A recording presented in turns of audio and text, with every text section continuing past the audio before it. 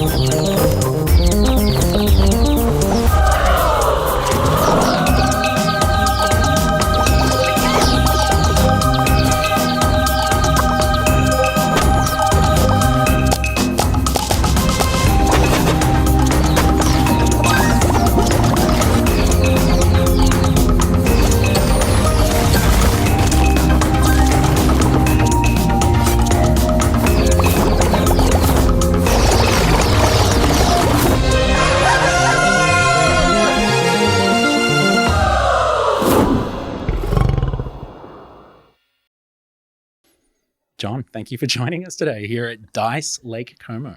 Thanks for having me here, Trent. Yeah. Did you come for the pasta or the views? I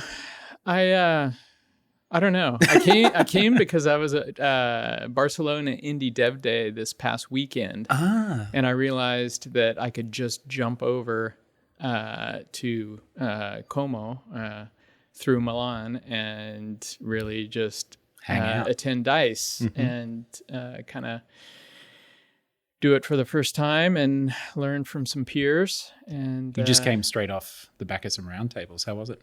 Very good, informative. It's great, isn't it? That format is like just the candid conversation that comes from. Yeah, I've never been to Dice, so it was really nice that there was nobody, that there's really no press and nobody is there to kind of pull you down. Really, it's peer to peer, and you get some good insights. Talk very openly and candidly at these roundtables. Yeah, it's great. Yeah. And we did not pay John to say that, so there you go. Yeah. Fantastic. All right, well, let's dive straight into it. Right. video games obviously have been a huge part of your life for the last 21 years or so, just with the Behemoth. Congratulations. Amazing. But how did it all start for you with video games? Do you have an early memory? Well, yeah, maybe we should call this the long hair and one old guy podcast. I don't know if the home audience can see us, but you got long hair too. Yeah, we do. I definitely do. Picked that up during the pandemic and never let it go.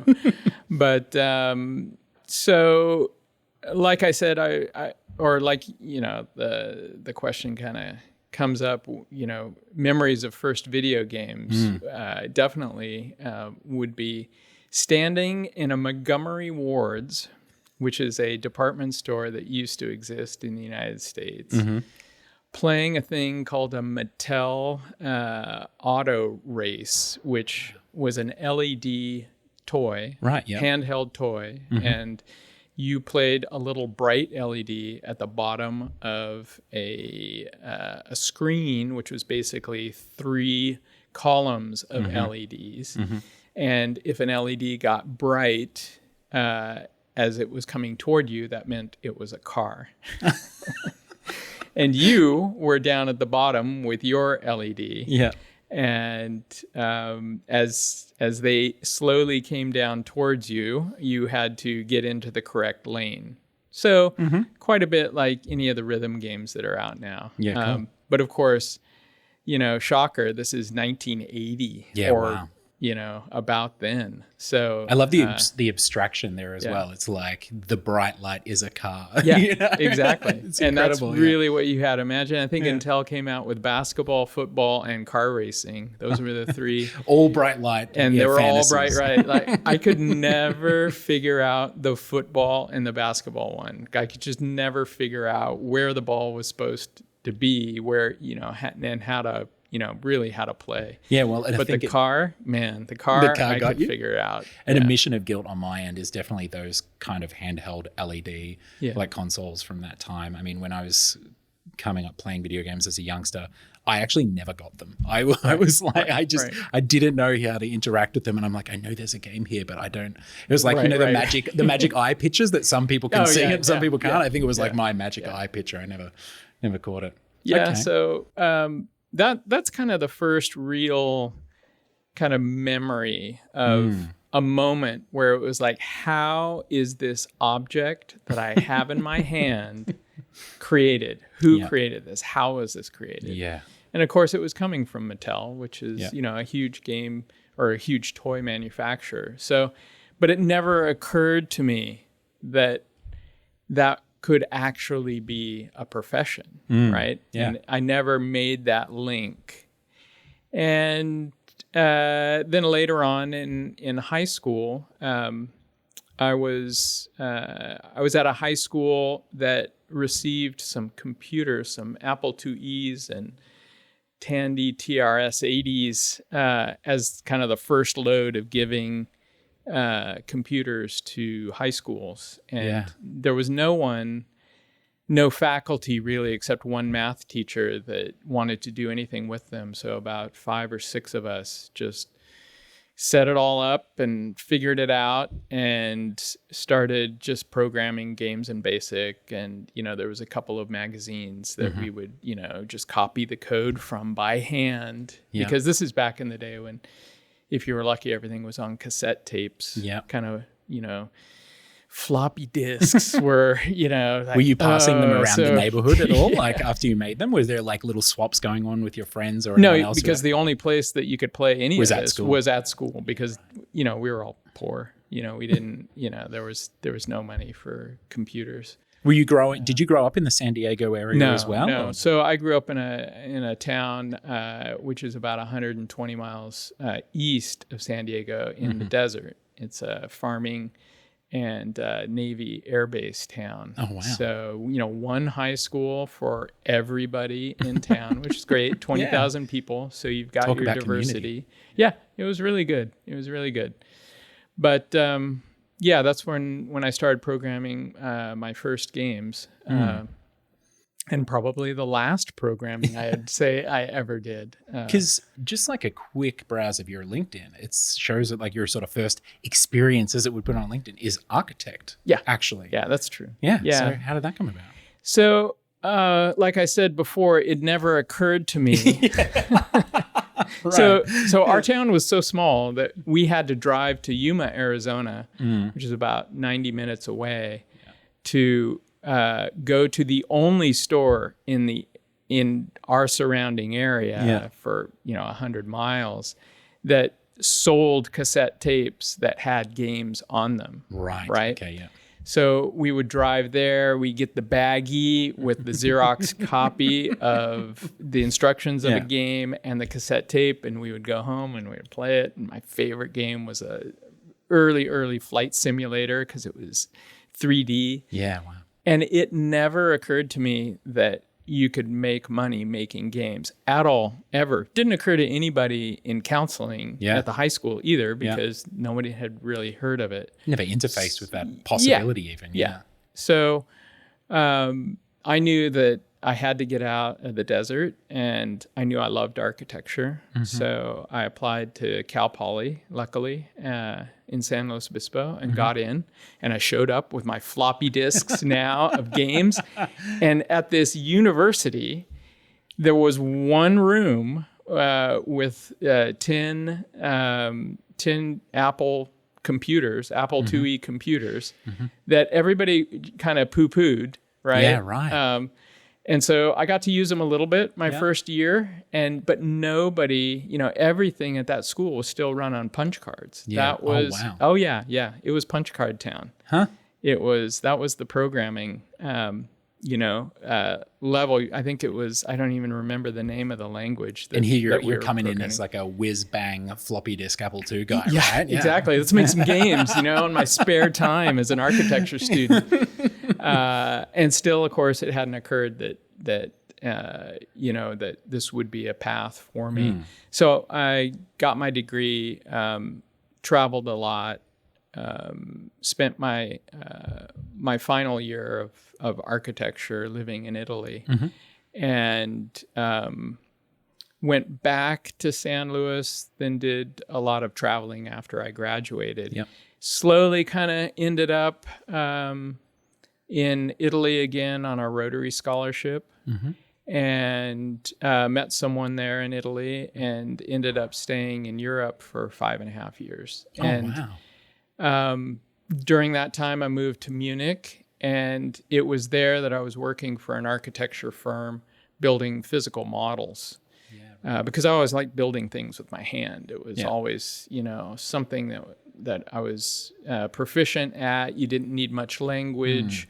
So I could travel and just build models, competition models for architects. And when you say competition, do you mean as in pitching for jobs, like pitching for projects? Yeah. So the way it works in Europe, which is not really the way it works in the United States, is for any large project, they often do competitions with either an open or a select group of architects. And I found a team in Munich who was doing a lot of competitions and always had the need to have models built. And they won a competition to do the telephone company's new offices. And so after I'd been building models for them for a while, I decided I would go learn CAD. And so...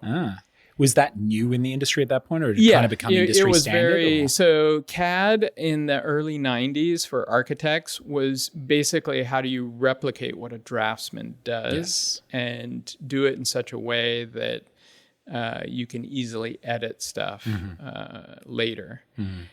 But the advantage of that was that those programs were resource intensive. So the place that I went to work, which was a very small studio that was doing the working drawings, they weren't doing the design, they were just doing the working drawings, kind of outsourcing co-development thing. They had network computers, and at night we would play Doom 2. Right, because you had the machines capable we had the enough to do it. machines. Yeah. They were networked, so Yeah. there would be 4 of us just clearing out Doom 2, and it made such an impression on me. And my fiance she couldn't really she could understand it. You know, she was an architecture student, but I would come home with square eyes, you know, which is, you know, 4x3. Yeah. You know, and, wanting to talk to her about this. Yeah. It's just like this amazing feeling that I got running through these environments. And we decided that after we'd get married, we'd move back to California because it's warmer. I just, you know, 3 years in Europe is just too much. Yeah, you're a desert boy. Or in Germany. Yeah, it was too much. So went back to California where I had a lot of friends and who are architects. And so the idea was to learn those tools that that game makers were using and provide those services to architects. And was the realization that, so you're learning the tools to provide the service to architects. So you're not even yet thinking about making the leap to games, right? I still couldn't get into my mind. It's just like, we were playing Doom, we were playing Descent, really anything 3D. And we got back, and I was super fortunate. Went to Comic-Con one year, and that was back before it was big. It was easy to get a ticket. You just walk in.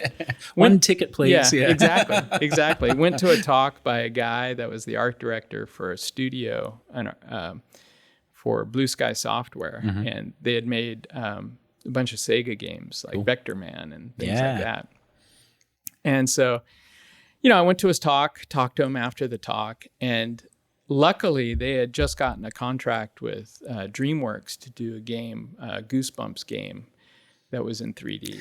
And so they hired me as kind of a producer to kind of figure out file management. And since I was a little bit older than all the other people that were using the 3D software, it was a little bit easier for me to kind of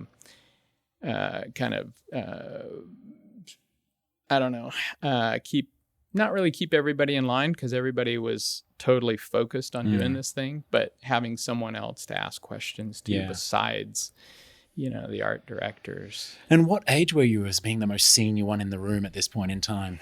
Oh, I don't know. That was like, well, let's see. That was, 2023? So that'd be like 30. No, yeah, that was almost 30 years ago. Yeah. So I'd be like 30. Yeah. I'd be like 30, and they would be 20. They'd be early 20s, because they were all using Lightwave, and they were using it at home, and they were just kind of learning how all this stuff went together. And there was a lot of more senior people there, but it was this very art and animation intensive game, because the art director was just doing this amazing work for DreamWorks, and it was really the whole team. It was just something fabulous. It's so sad it was a Goosebumps game. It's so funny that you say that, because my first stint in games was at this studio called Taurus Games, and they were at one point the most prolific independent developer in the world, but it was basically almost all of it white label licensed development. So you have these guys that are working on the PS2 doing these incredibly amazing programming feats, getting these games to work. But the PS3 is out. So everyone's only talking about God of War. They're not talking about what we did on Scooby-Doo 2 or something on the PS2. Yeah. So I met some good friends, some programmers there who kind of hired on the side to build me these tools for architects. And had a few clients in architecture where I could show them how things work. I would build stuff in Lightwave and feed it into the tool, and we could walk around. And worked with quite a few artists and architects using that tool. Yeah, cool. And doing renderings for them. But the games industry kept sucking me back in. Yeah, right. And eventually I went back to another studio that was doing ports for Activision and Midway. And it was really fun because I was able to be a level designer, right? So it's just like, okay, I'm just going to give up trying to be a service provider. I'm going to go back and just build stuff that's cool. Yeah. And of course, this is like this is into the 90s, and really CGI was just coming up. And 3D was really coming into its own. The 64 had just come out and things like that. So yeah. So it was a great time to work for somebody else, to learn everything that I would need to learn. We never had the intention to start a video game company at all. It was just fate. And so in San Diego at the time, there was quite a few studios. There was Midway. There was, of course, two different Sony studios, complete, Sony studios. Yeah, wow. And then there was also some independents. And, Presto Studios was a big studio that was in San Diego at the time. And when the owner decided to close kind of at the top, having finished a couple of titles, instead of continuing on and pitch titles to publishers,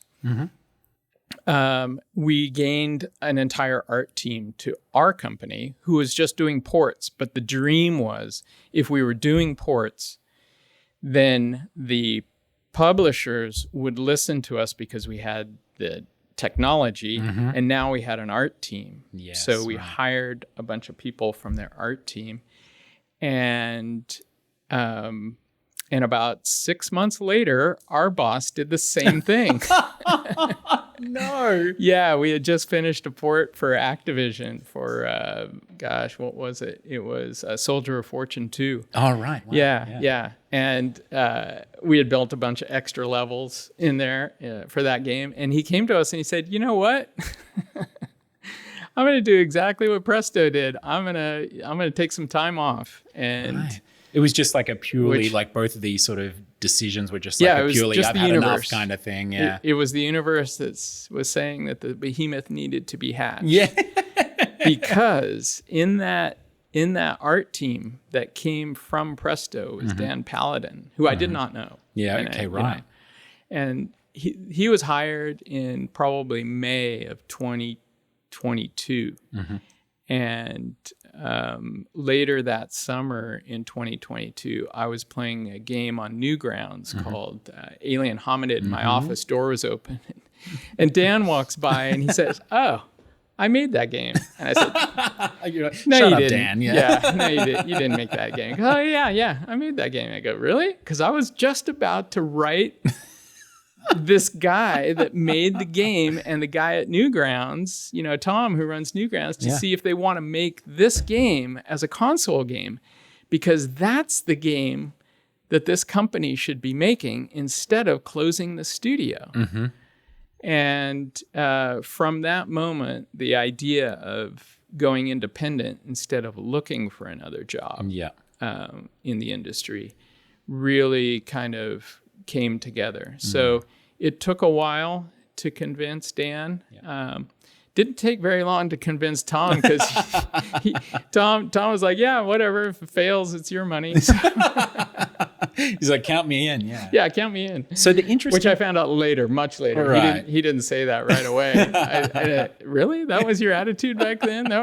That's crazy. Not like this overwhelming faith in what we were doing. Yeah. No, well, the cool thing was that Tom had wanted to be a game designer since he was little. Yeah.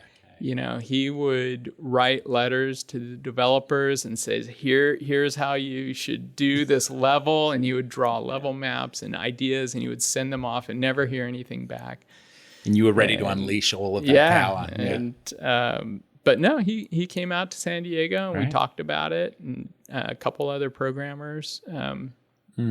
So I want to stop just here for a moment, because you mentioned that was the thing that sort of gave us the idea of going independent instead of just finding another job. But I think it's really important to put because when would this have been? 2002. So 2002.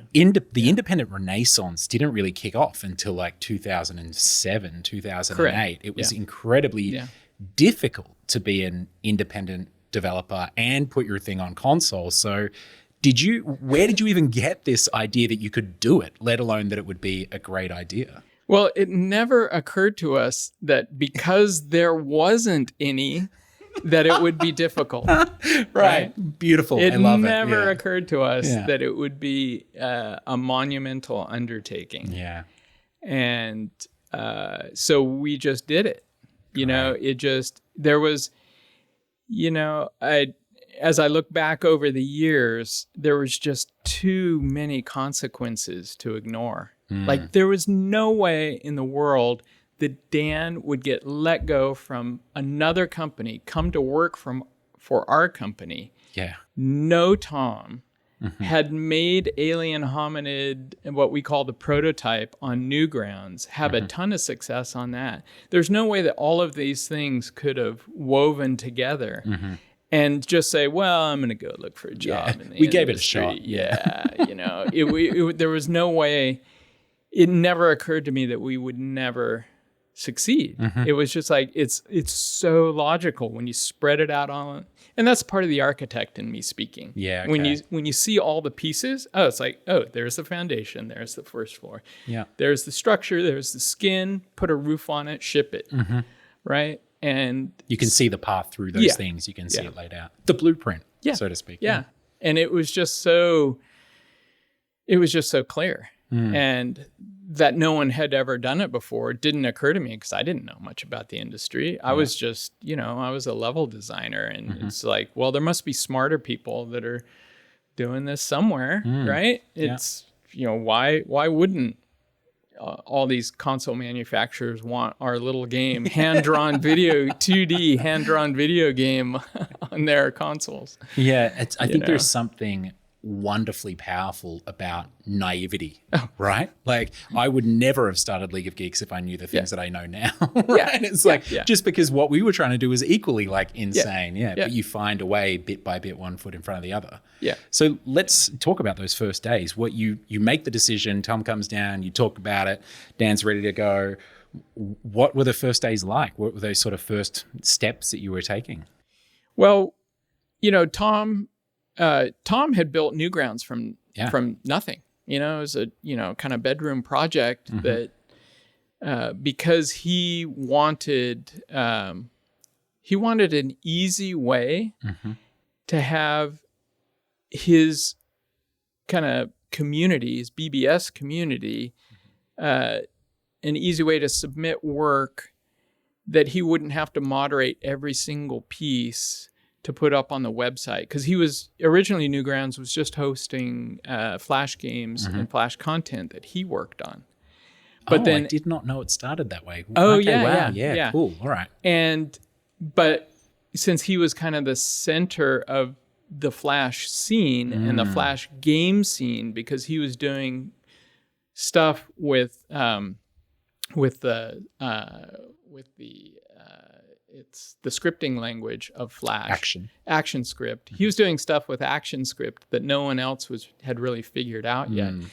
His stuff, kind of became the forefront of what you could do with the software. So people would ask him, hey, can you host this on my site or on your site? And so he would do it, and he go, it's too much time. So he wrote the very first user-generated content distribution pipeline for digital games. Like, had he patented that, we would not exist, because he would own an island in the Caribbean. You know, it would be like Amazon patented the one-click buy here. Right. If he had patented that whole, but he was 19 years old. He was like, the community. Here's what you need to do to here's what you can do. And here's how you do it. And of course, years later, YouTube comes around and things like that, which, that's how you do it. That's how you get the community to upload stuff. Okay. Let's go. Let's do it for video. Let's do it like that. Yeah. Wow. So it wasn't even digital games. He was doing it before even other forms of media, really. Yeah. It's really remarkable that, Tom had this skill set and Newgrounds, and, Dan had been just drawing forever, and I just had this dream that we could do it. Yeah. That we could, really put all these disparate pieces together. And I think it's because, if you look at each individual piece, it doesn't seem that it goes together, but it was just our way to manipulate things, to kind of plug stuff in. But that was all, very beginning of 2003 when we really got going, and decided that this is how it's going to be.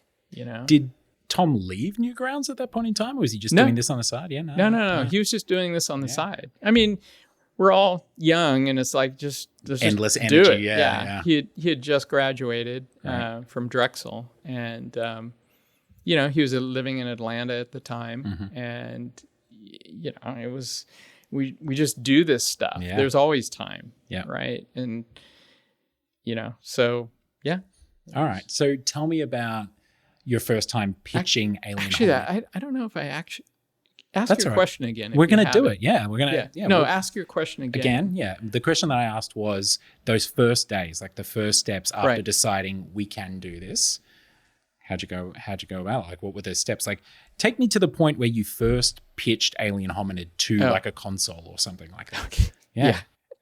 So that's when it got interesting because we were heads down for about a year before we decided to really go out and pitch because we didn't need anybody. We didn't need funding from. Was Tom funding this? Were you funding it on savings or money that you'd made on some little Newgrounds games? At the beginning, it was me on savings. Yeah. And like I said, I'm a little bit older than Tom and Dan. So we had been part of the San Diego real estate market bubble, and we had bought at the bottom of a recession. Yeah, wow. And so by the time it came to start the company, I was able to mortgage the house. Get a little liquidity behind you, Yeah. Always an interesting conversation with your wife. It's just like, but I showed her how everything aligned, and it was like, the blueprint is there. This is there. Yeah. This is there. And so she said, okay. She knew when she saw your 4x3 eyes back in Munich, she knew that it was going to this point. Just go along with it, honey. It's great. And so you got some savings. Those guys got some cash. So we had enough to just get off the ground. Not so that was kind of the beginning in 2003, and we took it with just a few months of development. We took it to Comic-Con, and of course it was only running on PC at the time, but I had found an emulator, or I guess it was it's a physical device that back then you could plug in to using a serial port to a PC, and you could use a PS2 controller. Right. Okay, yeah. And so we also got a kind of an AV out from our computer to have it on a TV instead of a monitor. Love it. So it was a secret console game. Yeah. So it was stuck underneath the table with a tablecloth under it. And again, we didn't know what we were doing. We just thought this is how it's done. Yeah, this is we the go vibe. To a trade show. We just show up at Comic-Con, 10x10 booth. We make it look like it's on a console. We hand everybody a PS2 controller. They'll know instantly what to do. And sure enough, they did. Yeah, and so it was 2-player, Alien Hominid. Basically, you could play what was created on what had been created for Flash for the PC. But it actually worked in our own engine. And it was the feedback we got just blew us away. Just could not believe it. Just lines at the booth kind of thing. Yeah. And people are just super interested. It's like, what is this thing? I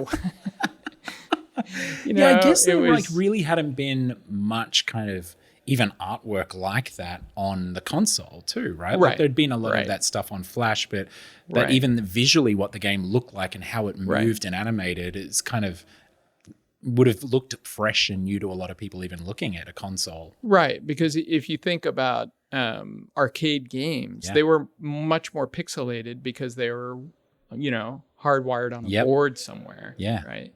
So having the flow of basically playing somebody's sketchbook was really eye-popping for them. And then once we realized just how committed people were to the game and wanted to know more about the game, then we realized, okay, this is going to be, this is another reinforcement that we're doing the right thing. Publishers will listen to us. Yeah.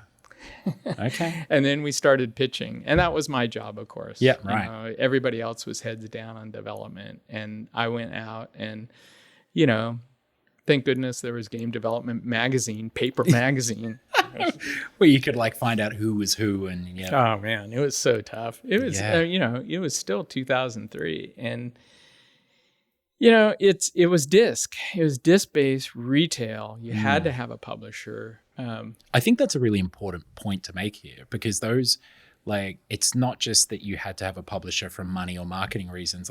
It was a literal rule of the platforms, right? They wouldn't interface with you unless there was a middleman who was a publisher who had say the approval or a license or a partnership with the platforms to actually make the games and then sell them in retail or whatever it was. So yeah, it's not just like today where it's you got to have a publisher if you want this level of success, maybe. Right. It was a literal requirement to even be able to get your game on the consoles. Yeah, and the reason for that from the console side was that, the platform holders knew that it's a significant investment to press those discs, to get those discs to the warehouse, to get them from the warehouse to the distribution centers to the game stores.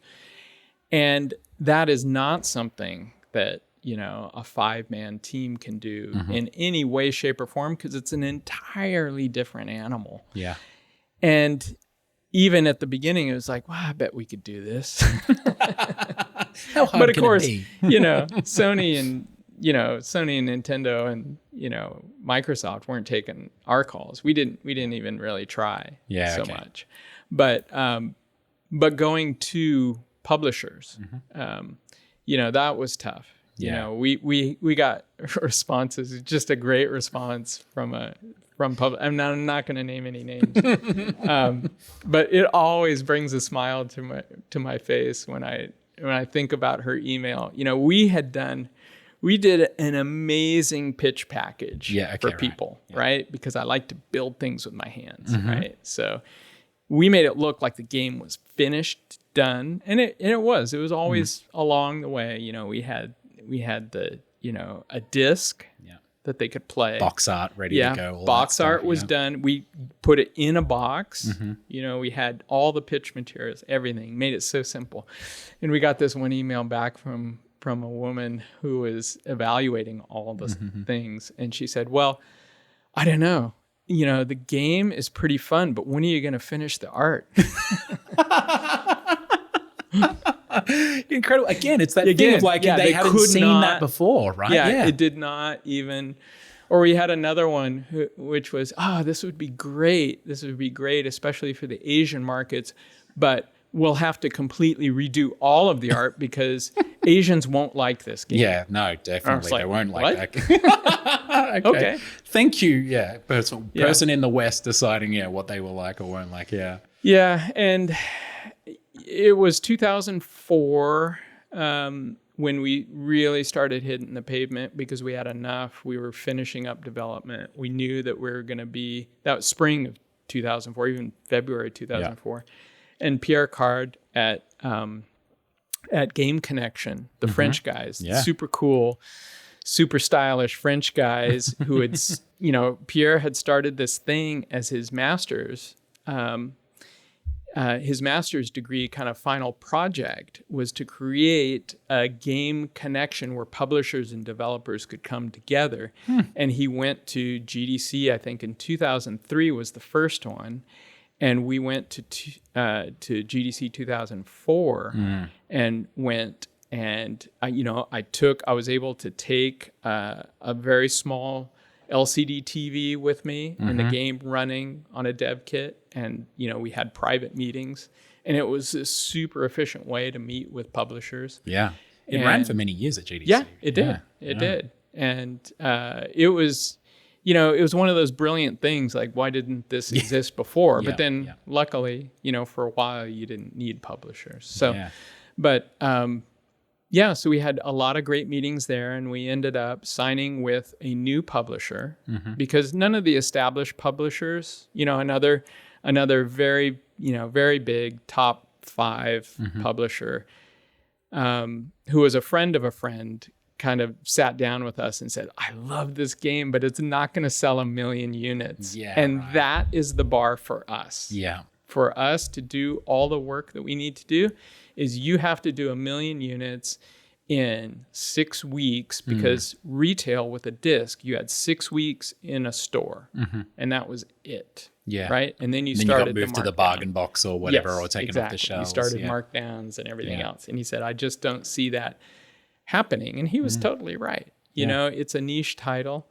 Was it the scope as well? Like, because a lot of titles back then in the day, the box, you turn it over and it has the list. I remember pitching in, similar times where it's like the list of features, how many levels and stuff, was like something you're putting on the pitch deck, and, every RFP you're answering.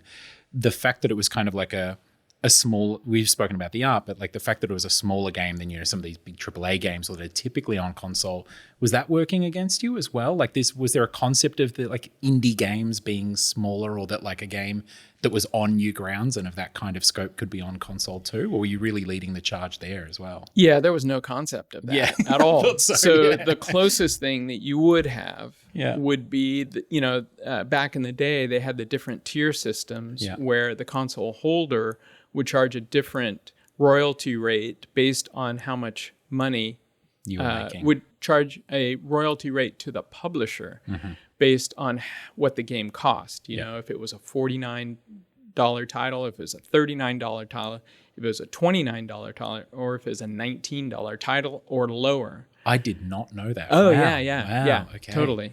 So incredible. Yeah, so each console holder had a different percentage rate that the publisher would receive based on the base price, because as price reductions cut in, then that royalty rate would go down.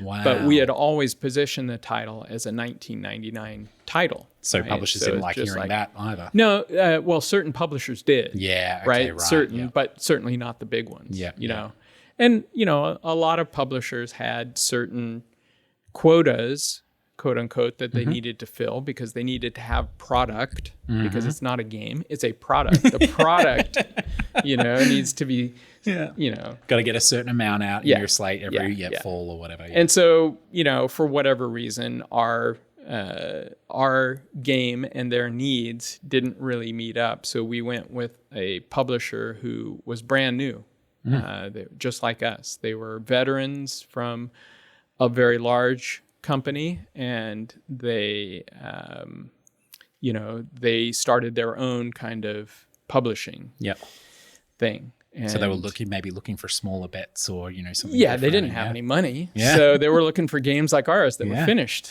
and looking for distribution, basically, because that's all we needed was distribution. Yeah, true. You've done the game. You didn't need funding money or anything. You just needed a way to get it out there. Yeah. Right. All right. And so that's how we got our first publisher and our last publisher. Actually, there was one more publisher, which I like a lot. Yeah, okay. Yeah, Zoo Interactive from Sheffield. They were, so luckily, thank goodness, I had done some homework and I realized that if you're shipping a disc, it has to be country specific. Back in the day, it was PAL or NTC. And so we divided our contracts into regions. So our first contract, we had a contract with a North American publisher, and then we had a second contract with a European publisher to handle all those rights, because it occurred to me as I traveled to Europe, like there's no one at the scale that we have available to us that's going to be able to do worldwide, because they're just going to do some bullshit contract between each other. Leave a bunch of opportunities on the table. And we'll always get cut out of that. So we did a separate contract with a different publisher who was great. They were the dream publisher because they did everything they said they were going to do. Yeah, wow. And yeah, it was, Ian was just super good. The first title I ever worked on was for it was a Zoo Interactive title. Really? Yeah. Oh, no way. At that studio, Taurus Games. They were just so upright. It was so great. Yeah, hell yeah. And they were so convinced that it would be great on GBA. So they said, look, we got this other team. They'll port it. And it was good. And that came out and it was super great. It was it's the best GBA title port ever, except that it was the very last year of the GBA. Right. And because it was such a difficult conversation to have about, it's going to be on GBA, but it's kind of big for the cartridge, so we need to use the most expensive cartridge. So our margin's going to be little, but there's so many GBAs out there that's going to be great. And so what about dual screen, though? DS is just about to hit at Christmas. We're just a few months away. Maybe we should make it for... No, who knows what the dual screen... Nobody's going to buy a dual screen. It's like, okay, you guys know better than us. Yeah. How do you... I would say never bet against Nintendo, but I mean, they have their misses and you never know which one of their weird-ass ideas is going to strike, right? Yeah. That was... If there was one regret, it would have been to...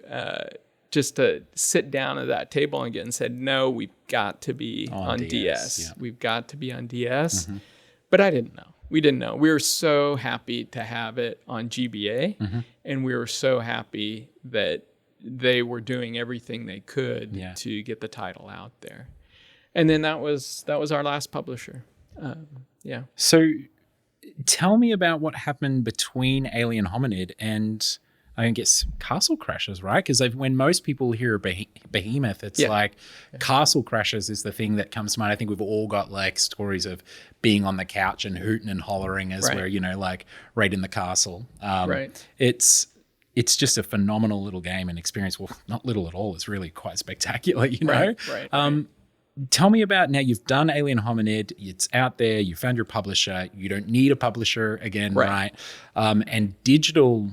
Like, obviously, Tom's no stranger to digital distribution, but it's changing. Like, digital games are becoming more of a thing. I think XBLA was already sort of in the making and happening. How long did it take you to sort of get from Alien Hominid to Castle Crashers, and where did that idea come around? So it took forever, which is about our rate. No, we really kind of take time to make the game right. So right after Alien had shipped, and we shipped physical on GameCube, on PS2, on Xbox in Europe, and after that, Tom and Dan just wanted to sit down and do something different, and so they kind of went off and did a Newgrounds game that's not a Behemoth title. Oh, cool! And that's Dad and Me.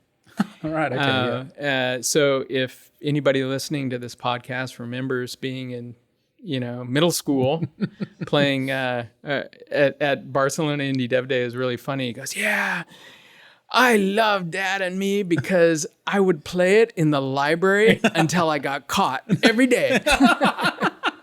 Hell yeah, that's a memory maker. Right there. It's just like, He goes, then I love Castle Crashers when it came out. And so really they were playing, they wanted to make a beat 'em up. And so they were just kind of practicing while we were doing, while we were working on all of your distribution and ports and all of that sort of so stuff. This is 2000, that's 2005, I guess. It was 2005. Thinking about what we were going to do next. And then they came back after that was done. They said, okay, we got it. We're going to make, totally narrative Save the Princess game. That was the narrative. That's it. Sorry. Look, they wouldn't be the first video game to, make a solid title behind that. Damsel in distress narrative. And originally kind of the working title was Ye Old Side Scroller. And fitting. So, and it was that for many years until we figured out the name. And so really that was the process, was to figure out how to stay alive. Until what we were working on, I guess I should go back a little bit. We were pitching this idea of this castle game, this knights in shining armor game, to the different platform holders for their new and upcoming digital services. Yeah. Right. Which nobody knew what that meant. Yeah. Right. Yeah. You know, you could stick, I think in the original Xbox, you could stick a LAN cable in the back, and on the PS2, you had to buy an adapter to connect it up to the internet. And yet we heard rumors that, you know, PS3 and Xbox 360 would have, you know, kind of more integrated services for, you know, these smaller downloadable titles. And he said, okay, perfect. No more publisher. We're just going to focus on that. And one of the platform holders said, we had pitched to them. They said, no, it's not really the direction that we want to go. So I got on a plane and went to Seattle, and I pitched both games. I just pitched Alien. Yeah. And Microsoft said, yeah, we'll take a little Alien game for our new live arcade program. Yeah. You know, there's not many titles that we've signed yet, but that's finished. We can just, you know, port it over. Yeah. It didn't get any exposure on Xbox because the original Xbox, because it was only distributed in Europe. No one picked it up for the US. So it was kind of great, filled this gap. Yeah, and then totally. kind of not really as an afterthought, but kind of sidecar. You're like, well, that went well. What if I pitch we've you got this? another game about yeah. knights saving a princess. How about that? And they go, oh, yeah, okay.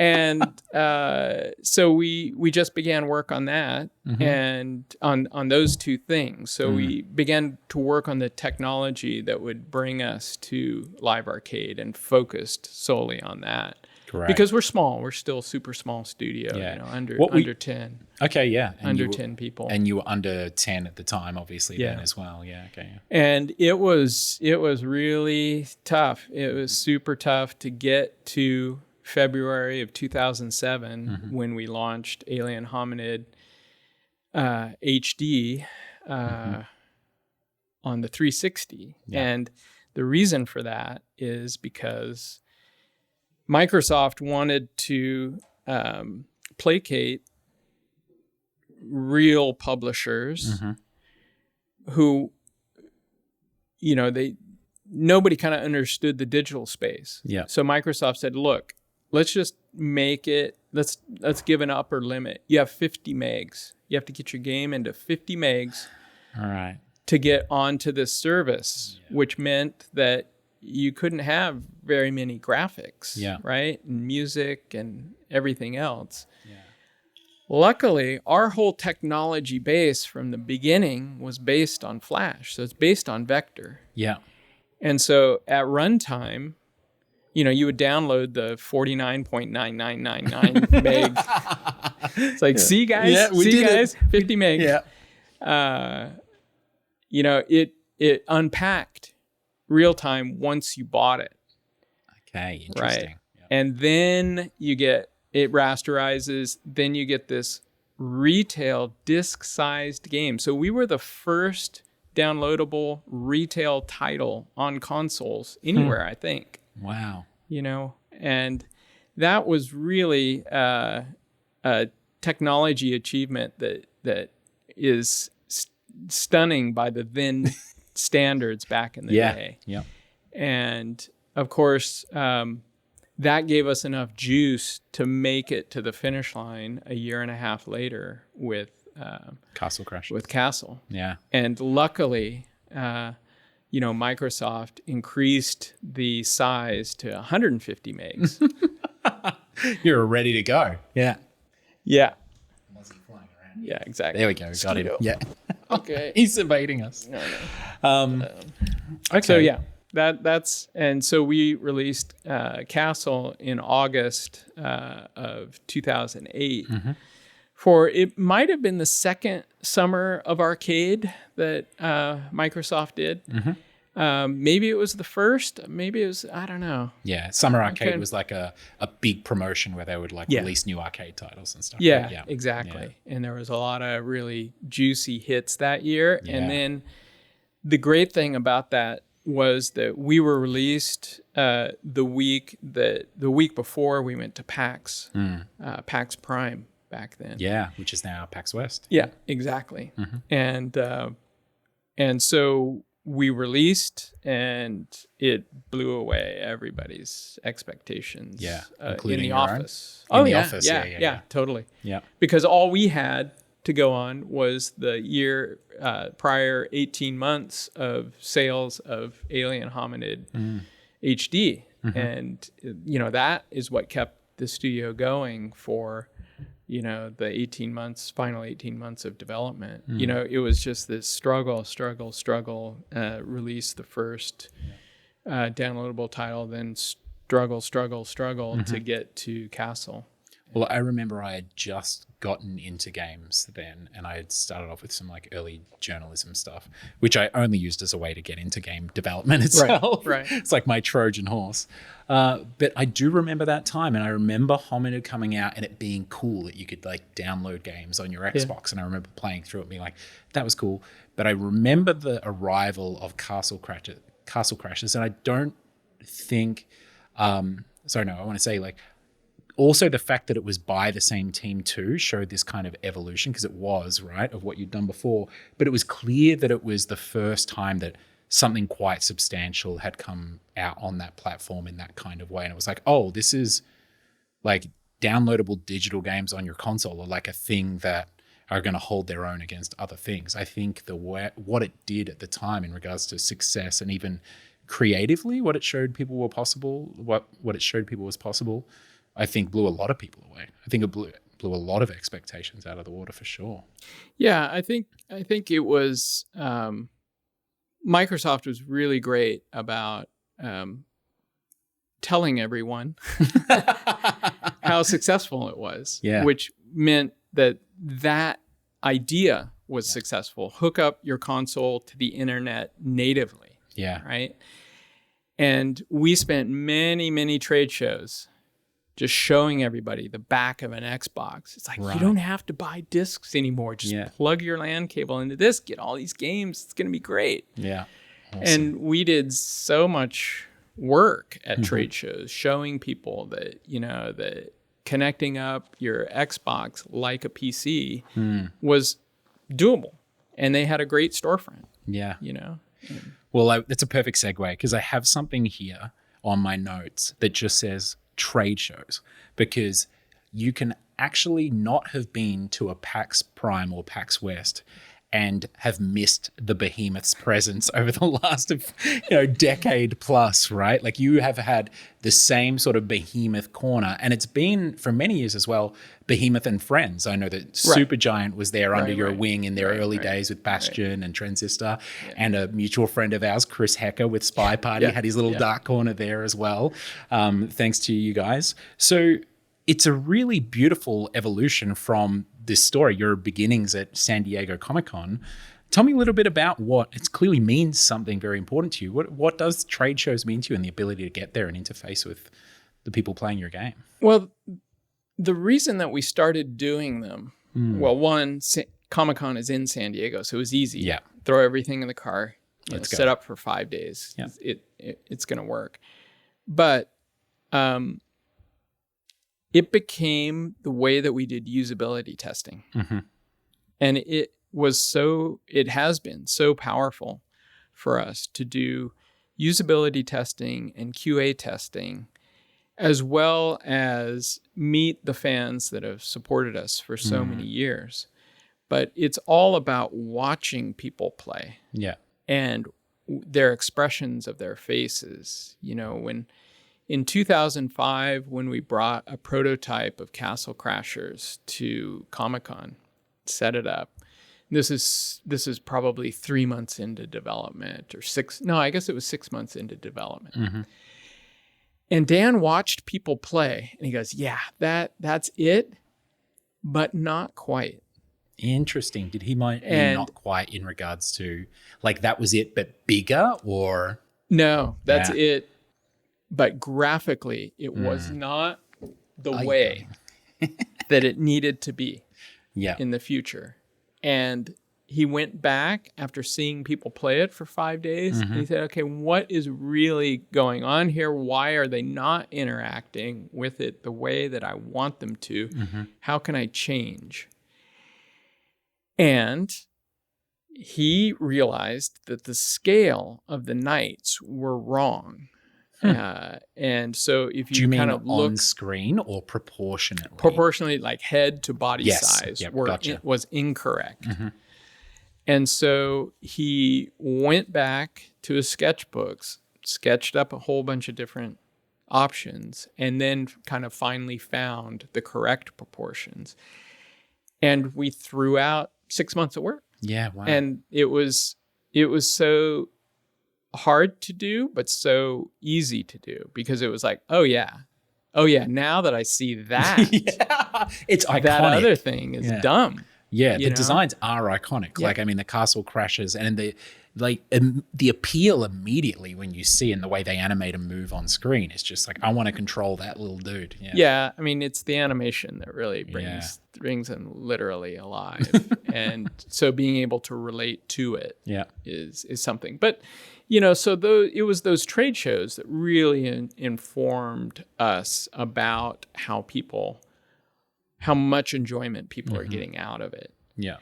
And that's why we've always done them. And then, as we did more and more, it became about how do we interact with people in new ways that maybe most trade shows exhibitors aren't doing. And I began to think in probably 2009, we were traveling all over the world trying to, promote Castle, which was doing well, but, because you are the publishers at this point, right? Now it's your job to do that. It's my job. That's, if somebody out there listening to this podcast has a publisher that's not going to trade shows, wrong publisher. Yeah. Or if you're interviewing publishers for your title, if they're not going to trade shows, wrong publisher. Yeah. At their own expense, not as a write down, not for your side of the table. But really, I realized after Comic-Con of 2010 that what we needed was an arcade machine, because we make arcade games. That's just simply what we do. Yeah. Is we make multiplayer arcade games, bringing back the nostalgia of what we had when we were young and went to the arcade to play games with our friends. You could go to the arcade alone, but it's way more fun to be there with your friends, Well, it's similar to the secret PC that you had under the table, right? This is a console game. We should present it as such, right? Yeah. So, and that was July, because Comic-Con is always in July, and PAX Prime, by then I think they'd rebranded to West. Yeah. Was over the Labor Day holiday in September. And I said, okay, I bet we can make a 4-player arcade cabinet in however many weeks. Yeah. And I delayed and finally realized that if I was going to do it, it would need to go on a truck. And if it was going on a truck, it needed to be built a month before the show. Yeah. And so we rented a warehouse, and I brought a whole bunch of tools that I had from my garage. And a friend of ours had gotten laid off. He was a cabinet maker. He'd gotten laid off. Perfect timing. And so I said, look, here's what I've designed. Build it as quick as you can. And it was really cool. We did a time-lapse video that's, I think, still floating around on YouTube. And we built that cabinet in 4 days. It was amazing. Wow. And, shipped it up to PAX and blew everybody away because, of course, when you design something from a memory of when you were little, which is what arcades, you go to an arcade, you stand at the machine's taller than you. So that's how big our machines are. Yeah. So they're 2 feet taller than a regular arcade machine, and they're towering over everybody. They're more than well, they're 6'5", so they go through doorways, right? And so that was our first arcade game presentation, and it was super rough. It was super great. Everybody had a great time. I think we just put the Xbox on free play inside, and just let them go, and it became the path for us. Yeah, okay. It was just this is what we're gonna do now. Well, speaking of the path, our good friend Chris Charler was in here early, intermittent co-host of this podcast and GM at Xbox, and he wrote down 3 things that I need to talk to you about. And the first one that he wrote down is wood shop. Yeah. So did this? Did you hire that cabinet maker full time? Did this become Did the warehouse become your ongoing wood shop? Yeah. It sounds like it wasn't just a one-off. No, it was not. Yeah. Once we realized this success that we had, then we realized, so this is what we need to be doing. We're going to figure this out, how to ship stuff, to a place. Because before we were kind of doing, build on site. Yes, things, of course. Get the table, right? get the TVs. Yeah. And it was always a pain. So it's like, okay, what I want is an arcade cabinet that ships to the show. It's ready to go. It has a screen that folds folds up inside for people to see far away. It goes up above the second. It's a second screen. Yeah. So there's a lot of engineering that went on. So we split the warehouse down the middle, and one half of the warehouse was merch because we do a lot of merch at the trade shows, and then the other half was the wood shop. Yeah. And so we really got into building these things, and our friend Sammy built the next round. Yeah. Wow. And he kind of I designed them all, and he helped design them or help put them all together. And it really became kind of what you see at the Behemoth booth. Yeah. And then when you go to PAX West, it's kind of like your corner has become kind of like amusement alley in a sense. That's what we're trying to do. Yeah. It's congratulations. changed a little bit because, the organizer of PAX has, they've, because of the pandemic, they've had to jumble things up. Course, so it isn't like just indies in that corner anymore, which is sad. But then we went on to build another generation of cabs that's kind of the clamshell together, so you can cut your shipping cost in half because it becomes a big deal getting it. Oh yeah. Shipped to the show. But the wood shop became integral to how we do a lot of both the trade shows and some of the merch, Let's talk about the merch for a second, because you are still to this day one of the only 100% vertically integrated developer publishers. You do your own merch, you do your own booths, you do your own publishing and development. Talk to me about merch, and obviously you've got the presence at the trade shows. Right. Is there something, because the thing that I've heard many times, or I was told as an indie developer and, publisher looking at doing merch is, you won't make money on merch or blah, blah, blah. But it is great for your fans to have something, and it really galvanizes people. What's the reason for you wanting to do merch? Is it just to have cool things, or is there a deeper purpose behind it? Well, there's no deeper purpose. Yeah. But it certainly was, it was the, let's see, what do you call, let's see, it was the alternative prize if Alien Hominid on retail disc never shipped. Gotcha. And the reason for that is that just through blind luck, again, at the very beginning of the founding of the company, we had been introduced to a guy who does sculptures He was working for a Halloween company, and he would design swords and masks and all this other stuff. And so in his spare time at night, we gave him all the drawings, Dan's, animations of the alien and the FBI agent and Bustletron, the robot, and Thundersnap, the dog. And we gave him all of those, and he sculpted them all out.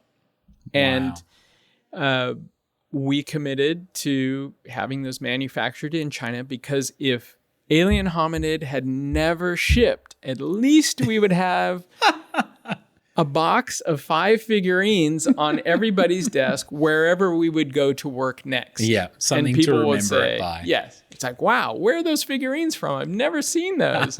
And we would tell them the sad story of, the game that you tried to make. And, yes. Yeah, the game we tried to make and didn't. So that's the consolation prize. That's the word. It's funny you say that, because I have a figurine on my desk that our art director made for me, and it's a character from one of our games that never shipped as well. It's the only way that it survives to this day. Yeah, it's kind of this archival process. So that was really the beginning, and then we realized there's this huge market. We're at Comic-Con, we've got these figurines for sale. People really loved the figurines. Publisher and reviewers, we would send out copies of, the game, and we'd, send T-shirts and send, this is back in the disc days. Yeah, of course. You would send the figurines, and, it was really good. Kept our spirits up, because our development time is so long to have new stuff. Yeah, true. They're like little mini projects that you can ship along the way, right? Exactly. Yeah, totally. And for Dan, it doesn't take much time in terms of artwork. For me, that's a big part of what I do is organize and kind of get the merch built with other people in the company.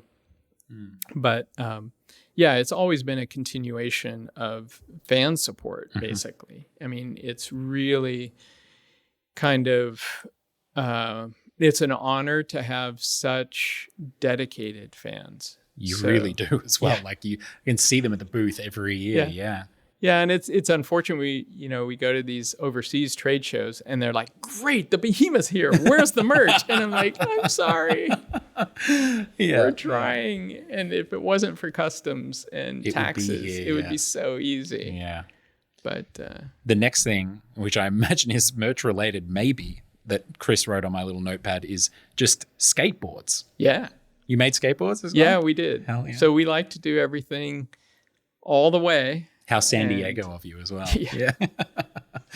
Well, it was funny because in the early days when we made skateboards for Alien Hominid, we worked with the company that did, I think it was Birdhouse. My first deck was a Birdhouse deck, yeah. And, there's some factory nearby San Diego, and it was back when everything was silk screened. And it wasn't a vinyl overlay that was heat pressed on, which everything is now. Yeah. But the process was just amazing watching all of that old skateboard technology. Yeah.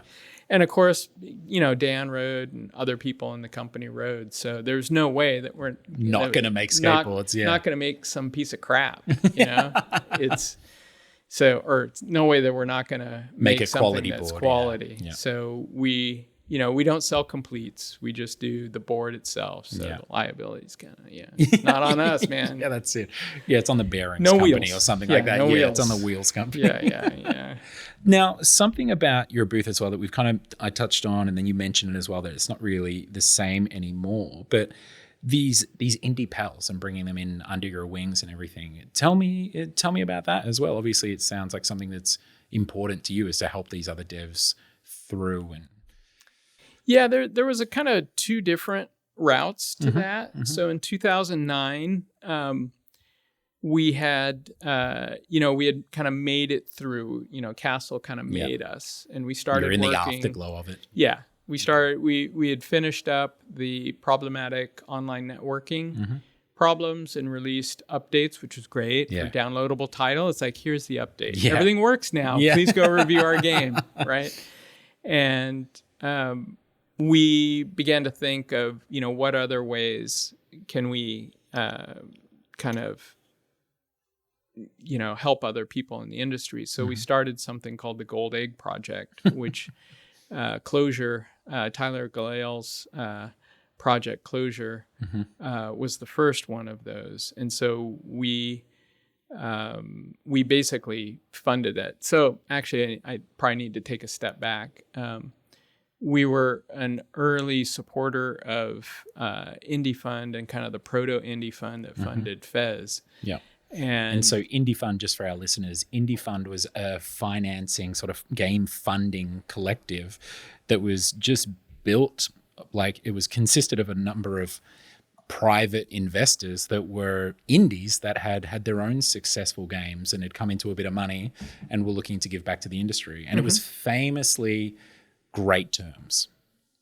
Really simple contract, really simple deal. Right. And also the sort of the little Indie Fund stamp of approval by a bunch of indie luminaries at the time. So, yeah.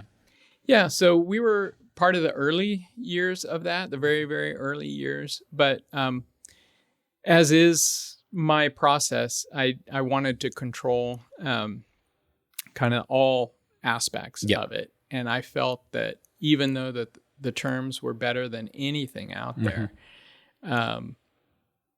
it could probably be even more advantageous if it was just a loan. Yeah, gotcha.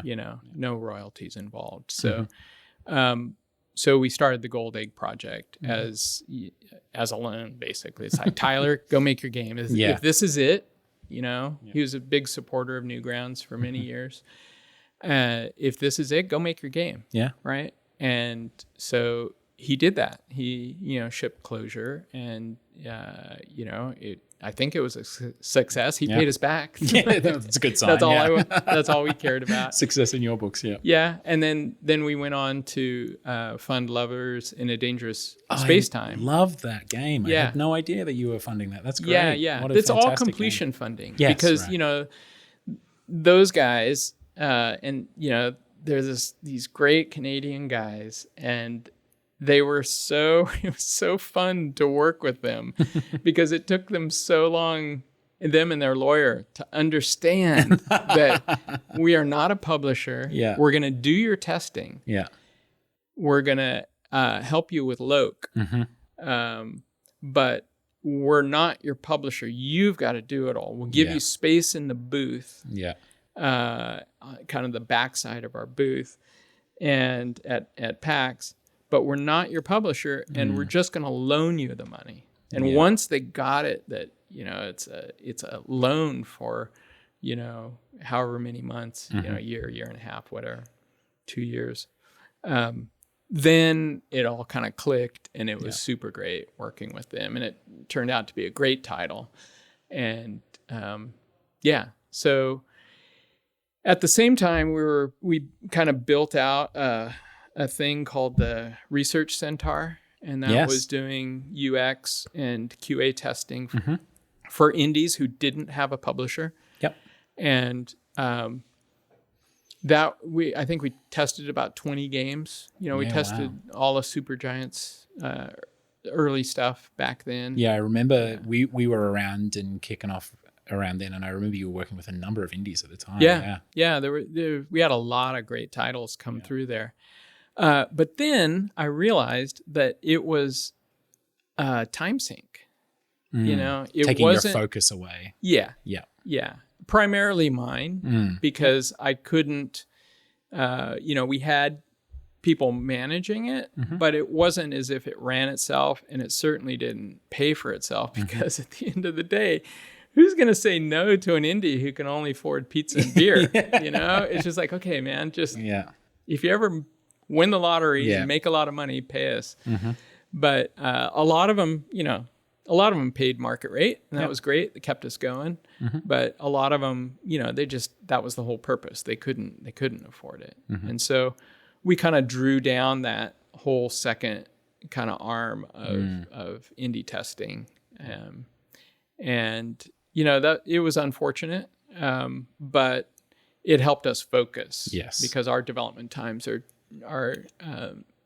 long. They're long. So, that, and then later on, we realized that we were kind of losing our love of Comic-Con because they had moved us once Hollywood and kind of the non-comic book thing happened around this time. The Marvel Cinematic Universe is kicking off, right, and everything. And a lot of Star Wars stuff is happening. Yes, too. Of course. So, we were kind of the gaming portion of that show was kind of relegated to a hall, not in the dead center where we used to be. Okay, yeah.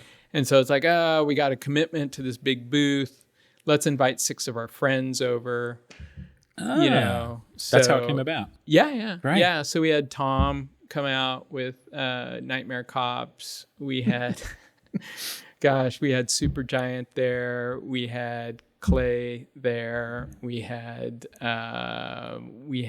Super Accurate Battle Simulator with Petter. He came out. Yeah. And we just had all these super fun games, and we just basically built half of the booth for them. And then I think that was the year that we might not have shown any of our own games. Oh, no, cool. I guess we did. Yeah, we did. That was still back when we had a big booth. And, we just sold our merch, sold their merch. It was super fun to have all these devs there. It was a lot of work, but it was a super fun thing. But so in the years after Castle Crashers, like, you've gone on to have, obviously develop a number of other games as well.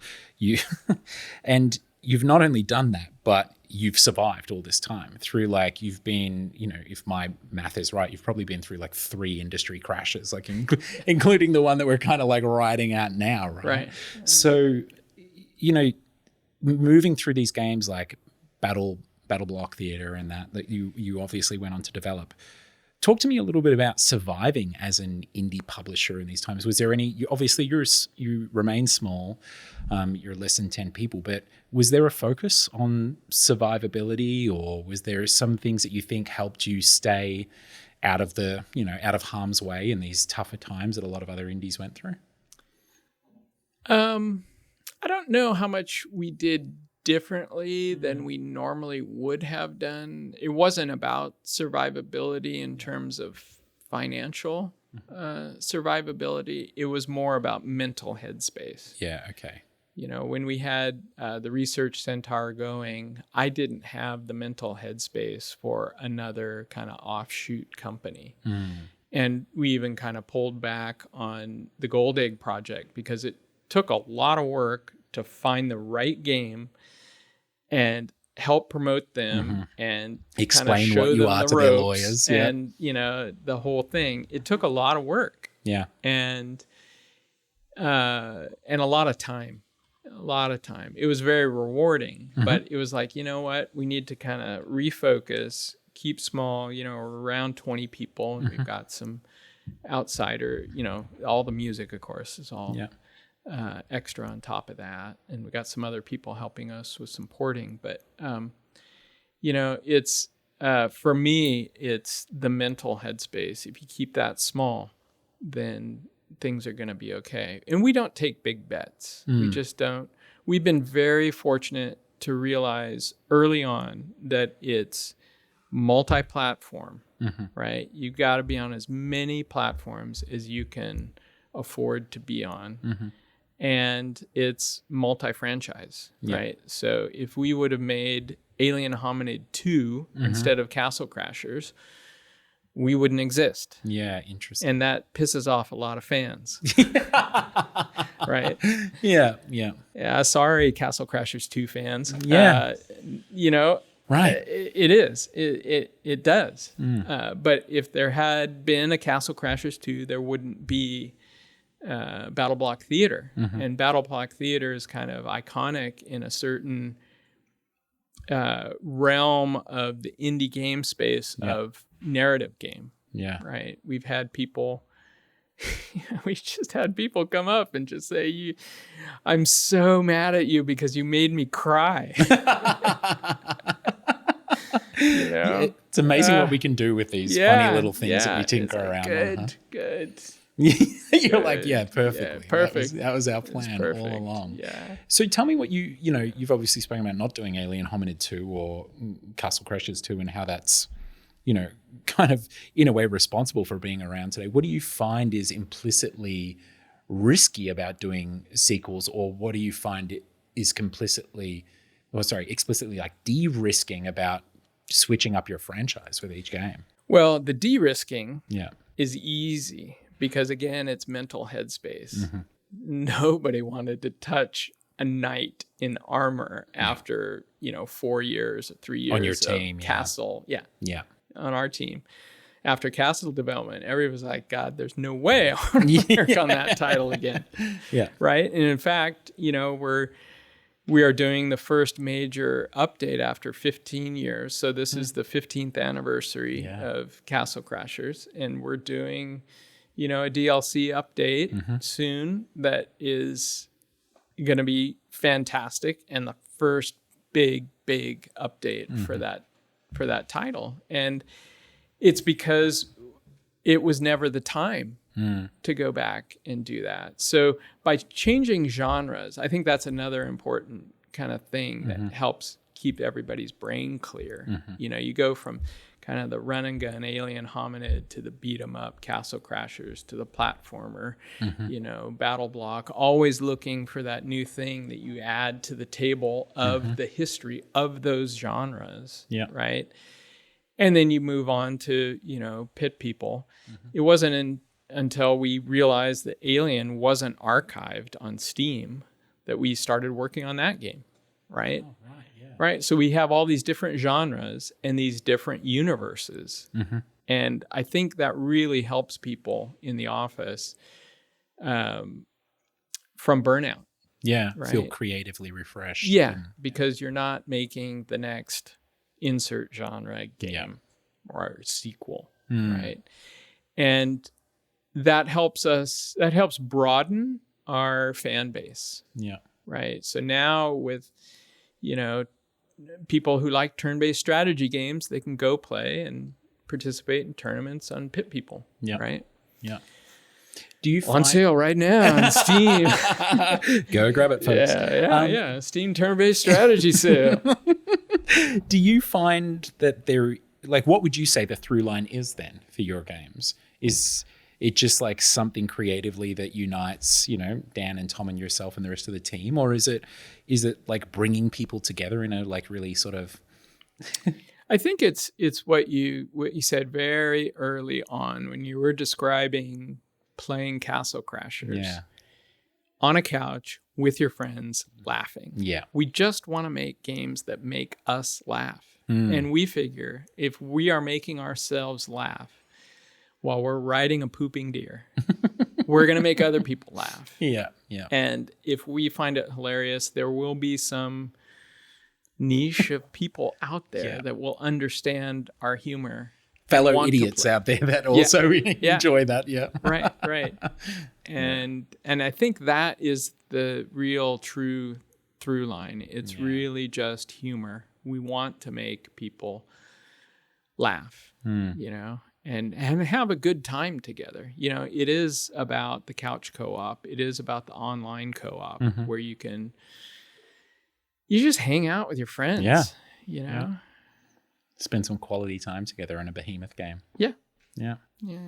All right. Well, hey, look, to wrap it up, talking about humor, the final thing that Chris Charla wrote down on this, which made me laugh immediately, is just forge own trophies. Yeah. Fill me in. You've won a bunch of awards that you just designed yourself in the wood shop. Yeah, exactly. There was one platform holder where I literally, they had sent us an award. Yeah. And literally someone had spent 2 minutes designing it, and it wasn't even an award. It was just a kind of a poster in a frame. Right. Okay. And it was, and I thought, oh my God, I just have to redesign this because it isn't the level of quality that they normally do. Right. Okay. And so there's no way that this is representative of that platform holder. Yeah. So I'm glad they gave it to us. Yeah. I'm glad they gave it to us, but I will do that. But no, our trophy thing dates back to the live arcade version of Alien Hominid. So now it's 2007. Alien Hominid has released, and we get leaderboards updates every day. So you can see, back in the old days of Xbox Live Arcade, you could see every single leaderboard entry, every single one, until they limited it to 1,000. Oh. And it was really cool to have all of them, because it was like, okay, Mark, go get the leaderboard number, because we could double check to see if sales were correct, because we knew that if they were on the leaderboard, they had purchased the title. Oh, wow. So we could backtrack with the monthlies to make sure, because look, there used to be a way when you pressed discs that there was a whole paper trail with manufacturing that kind of kept everybody in line with how many units you get sold. So if you're a developer, eventually, if your publisher is screwing you, you could say, well, let's do an audit and let's see how many discs you produced and let's see how many. Well, digital, that doesn't exist. Yeah, right. So in the early days, that was our only way that we would have any kind of idea that that the sales were the real sales. And I think it's worth noting here too, you can tell that you've done retail before in those days, because I remember at Taurus, we would find a few checks down the back of the couch when we would run an audit on some of the publishers. Right. Definitely. Yeah. So Like, oh yeah. Okay. Yeah. We'll send that right over. Yeah. You are right. That is out by however many tens or hundreds of thousands of dollars. Yeah. So since we had access to these leaderboards, it's like, okay, every week, this is totally crazy. Every week, we're going to do top leaderboards on Alien Hominid to kind of keep it going. Great. Keep everything going. And so I have a friend who has a factory, and he had an old lathe that he wasn't using. So I went down to the metal supply store, and I bought a 3-inch diameter aluminum pipe that was like 10 feet long. I had him slice it into 4-inch tall sections, and I took them over to my friend's factory, and I polished them all up. And there's a blog post. It was really cool. There's a blog post on our website from back in the day about it, that I was at a trade show. I think it was PAX West this year or last year. And the guy came by and says, "You remember that blog post you did about making the trophies? That's why I'm an industrial engineer right now, because I saw you building those. And I thought, that's what I want to be when I grow up." Like, cool. Incredible. Trophy maker. So anyway, we took these things. They're aluminum. And so they conduct electricity. And I found this, just cheap-ass machine that, because we couldn't afford an engraver on a curved surface. Right. So it's a chemical process where you do a photo emulsion of the person's name, the date that they did it, the high score, and of course the game. And you did this photo emulsion on it, and it was the craziest idea ever. And we took the figurines that we had already had made, and we found some guy in Oregon who will take a piece of plastic, coat it with a piece of nickel, and then coat it with gold. Oh, wow. Or silver. Yeah. And so we would make our own trophies from our figurines.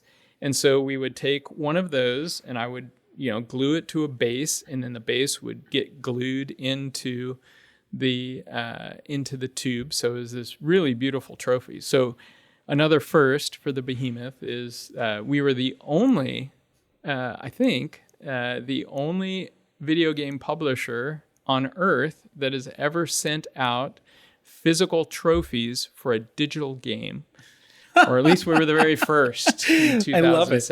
Yeah, the craziest developer publisher to do so. And then a few months in, I don't know, 6 months in, it's like, this is stupid. It's just so much work. Focus, mental space. Focus. Let's get back to basics.